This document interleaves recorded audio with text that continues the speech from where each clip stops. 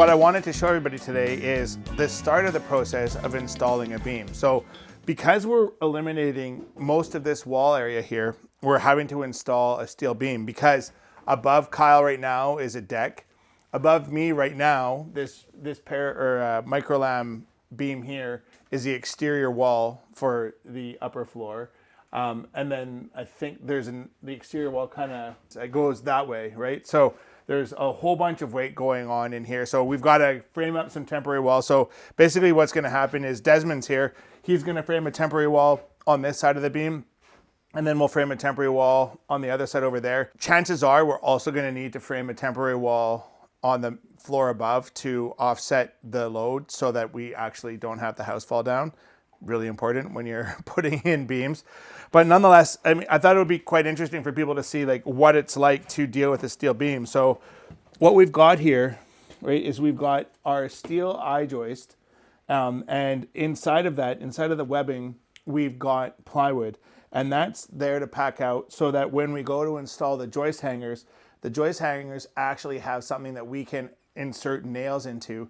It turns out it's fairly difficult to put a nail into metal. I mean, it's just one of those weird things of physics. Kind of strange, right? Chemistry, physics, all of the above. So anyways, we packed that out. The joist hangers will get inserted or installed on top of this, and life moves on. So basically, there's probably a day's worth of pre-framing to get done, maybe 2, to get this thing all set and ready to go. And then we've got to remove what's here. And then this has got to get lifted into place, which is a whole nother process unto itself. So, you know, installing big beams like this, I'm not going to say it's easy, but I'm also not going to say it's hard. It's just work, you know? And I mean, I think that's one of the things that I talk to a lot of clients and a lot of people about is most of what we do in the construction business is just work. It's persistence, it's perseverance. It's like, you know what you got to do and you get the job done. Like that's all there is to say about it. Like you just got to do the work. And anytime you try to take a shortcut, you have taken a long cut. I guarantee it. Again, like not a lot has changed elsewhere in the basement here, right? We've got all of this action going on here.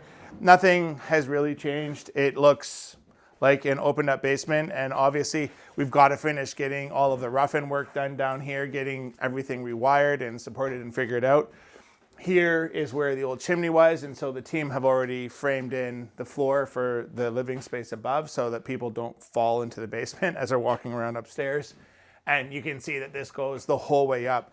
And I mean, if I've said it once, I'll say it again. Removing a chimney that is located in the middle of your home is the single smartest thing you can do to improve the functionality and the flow of your home. Because these things were always in the middle of our homes, which made sense at the time because you wanted the fireplace in the middle of the home so that the heat would, you know, radiate out throughout the home. So you want to get the fireplace in the middle. But then nowadays, we're not using this to heat our home anymore. And these suckers are massive and they're right in the middle of the home, the most valuable square footage of our house. So getting rid of your inside fireplace, great move to completely transform the functionality of your house. That's my take.